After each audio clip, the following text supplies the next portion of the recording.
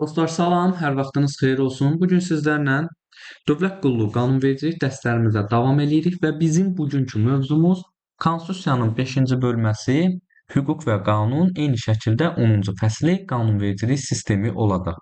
Və ondan sonrakı mövzumuz da Konstitusiyaya əlavələr və dəyişikliklər olunmasıdır. Gəlin başlayaq ilk belə deyək slaydımızdan. Sizə slayd üzərindən bunu danışacağam.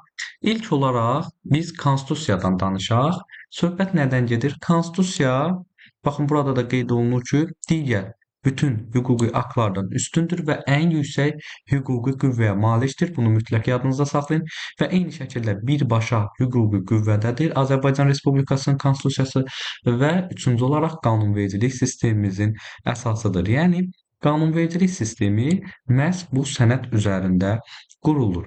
Növbəti slayda keçək. Hə, uşaqlar, bu da maraqlıdır və burada biz artıq qanunvericilik sistemimizə daxil olan aktlardan danışacağıq. Yəni qanunvericilik sistemimiz baxın, bu aşağıdakı normativ hüquqi aktlardan ibarətdir. Lakin mən bu mövzuya keçmədən əvvəl sizlərə qısa olsa da normativ hüquqi aktla normativ xarakterli akt və qeyri-normativ aktların fərqini demək istəyirəm. İlk olaraq uşaqlar, gəlin biz baxaq normativ hüquqi aktlara. Normativ hüquqi aktlar, məsələn, sadə dildə desək, fikirləşin ki, bir futbol oyunu oynayırsınız və bunun qaydaları var. Bu isə hamı üçündür. Və hər dəfə oyun oynanılanda bu qaydalar keçərli olur. Məsələn, bunun belə deyək, rəsmi şəkildə desək normativ aktları, bura aiddir konstitusiya, bilirsiniz, hamıya aid olur. Yəni düzdür, bəziləri var, vətəndaşlara aid olur bizim hüquqlarımız konstitusiyada olan. Amma ümumilikdə bir ümumi davranış qaydaları müəyyən eləyir, yəni normativ hüquqi aktlar və çox dəfə üçün istifadə olunur. Dəfələrlə tətbiq oluna bilər. Və yaxud burada var referendumla qəbul olunmuş akt, qanun, prezidentin fərmanı, sərəncamı yox uşaqlar. Nazirlər Kabinetinin qərarı və Mərkəzi İcra Hakimiyyətinin normativ aktları. İndi isə uşaqlar normativ aktın bir də var normativ xarakterli akt. Normativ xarakterli akt normativ hüquqi akta bənzəyir. Çünki bunun da bir qaydası var, amma qəbul edən orqanlar fərqli olur. Dairəsi biraz daha spesifik olur. Məsələn, Konstitusiya Məhkəməsinin qərarı ola bilər, Mərkəzi Bankın, məsələn, banklarda kreditin verilməsi ilə bağlı qərarı ola bilər və yaxud da ki, bələdiyyənin də qərarı ola bilər ki, məhəllədəki yerli vergilər və zibillərin daşınması ilə bağlı qaydalar və s. və yaxud MSK-nın da belə deyək qərarı ola bilər, nə bilim, seçki bültenlərinin forması haqqında və s. Hə, bir də var qeyri-normativ hüquq akt. Bu isə çox zaman buna fərdi akt da deyə bilərik. Yəni fikirləşin ki, futbol oyununda hakim bir oyuncuya sarı kart göstərir. Bu məhz həmin o oyuncuya aid olur, düzdürmü? Və belə bir şey deyim ki, burada konkret şəxsə aid olunur, bir dəfəlikdir. Yəni məsələn, işə qəbul əmri ola bilər, tutalım, müdir hər hansısa bir şəxsi işə qəbul eləyir və s. mükafatlandırma ola bilər, prezidentin bir sənətçiyə xalq artisti adı verilməsi və yaxud prezidentin bir şəxsi vəzifəyə təyin olunması və s. Bax, bu da belə. İndi isə bu hissəyə keçək, artıq bildik biz normativ hüquqi aktı və yaxud qeyri-normativ akt nədir? Belə. Konstitusiyadır, referendumla qəbul olunmuş aktlardır, daha sonra qanundur. Bunun haqqında danışdıq. Və bir şey də nəzərinizə çatdırmaq istəyirəm uşaqlar. Baxın, Konstitusiyada uyğunluq məsələsində, məsələn, qanunlar prezidentin fərmanına yox, prezidentin fərmanı qanuna uyğun olmalıdır. Yəni aşağıdakı üstəkinə bir növ belə deyək, uyğun olur, ziddi olmamalıdır. Və beynəlxalq müqavilələr bizə qanunvericilik sistemimizin ayrılmaz tərkib hissəsidir.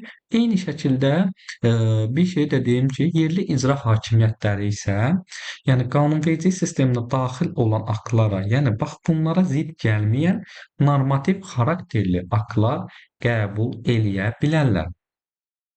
Və burada Naxçıvanla bağlı bir məsələni də diqqətinizə çatdırmaq istəyirəm ki, Naxçıvan Muxtar Respublikasının qanunvericilik sistemi də Azərbaycanın qanunvericilik sisteminə nə olmalıdır? Uyğun olmalıdır. Eyni şəkildə baxın, Naxçıvanın özünün ayrıca konstitusiyası, qanunları və Nazirlər Kabinetinin qərarları var. Lakin onlar bax bunlara uyğun olmalıdır.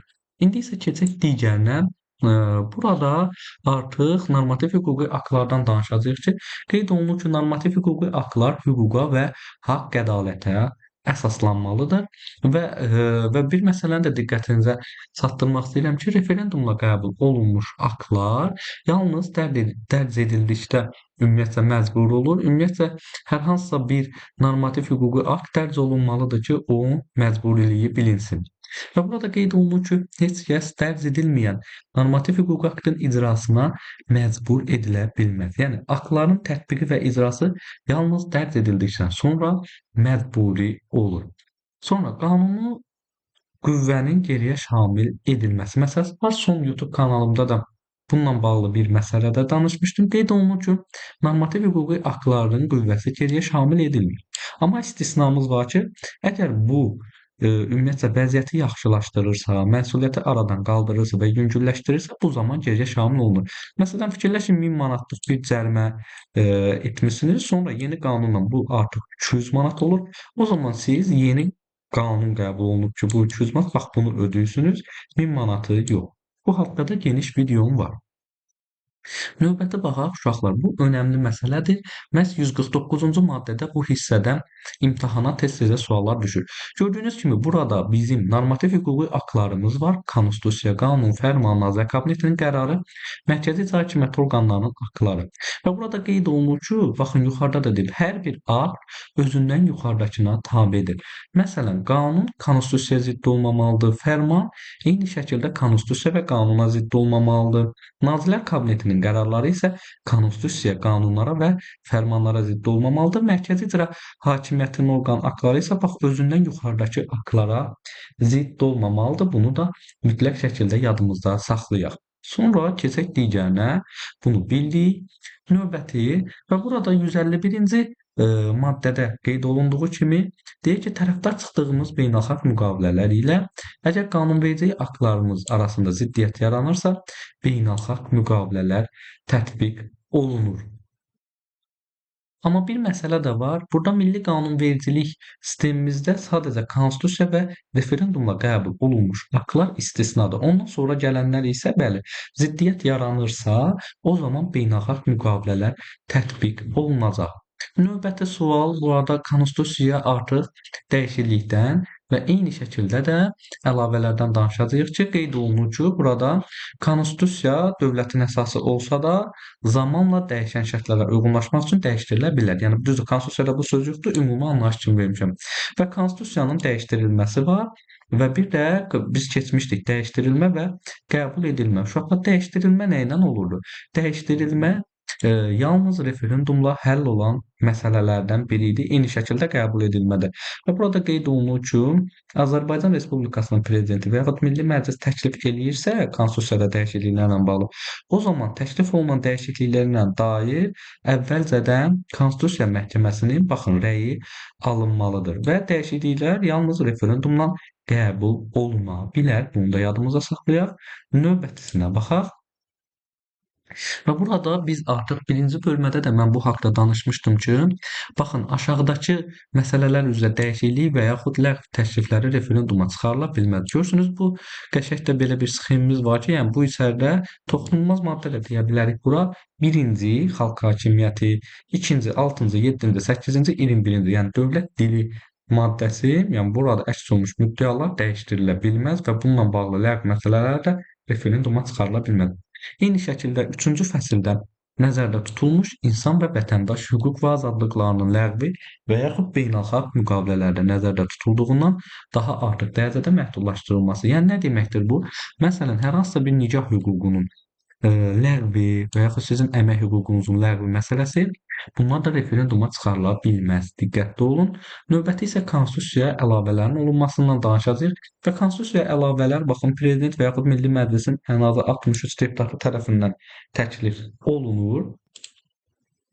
Dostlar, biz konstitusiya əlavələrdən danışırıq. Əlavələr məsələsini qeyd etdik. Milli Məclis və Milli Məclisin 63 Prezident və yaxud Milli Məclisin 63 deputatı tərəfindən təklif olunur. İlk olaraq birinci səsvermə zamanı Milli Məclisdə 95 səs çoxluğu ilə qəbul edilir. Daha sonra burada var 6 ay fasilə verilir, yəni ikinci səsverməni gözləyirik, gözləmə müddəti.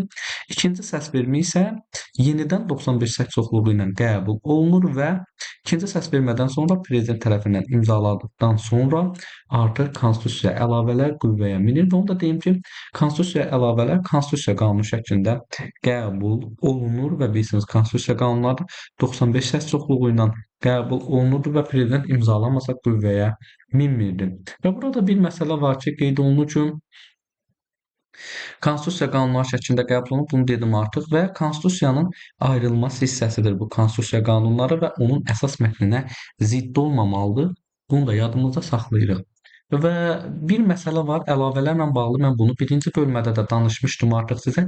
Uşaqlar, hansı ki 23 maddəmiz var birinci bölmədə, onlarla bağlı, yəni orada əks olunmuş müddəalarla əlaqədar hər hansısa bir əlavələr təklif oluna bilməz. Məsələn, orada dövlət dili var və yaxud pul vahidi var. Bununla bağlı siz ora, siz deyəndə, yəni bu qanunverici təşəbbüsü hüququna malik subyektlər ora təkliflər oluna bilməz.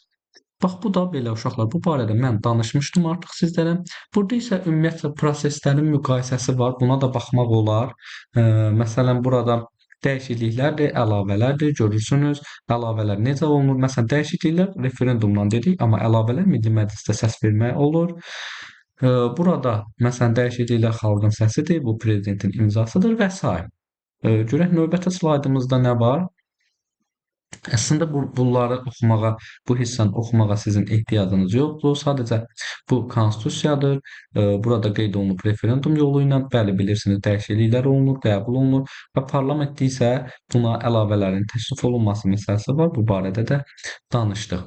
Bax belə dostlar, güman edirəm ki, bu dərsimizdə sizin yaddaşınızda yaxşı qalacaq.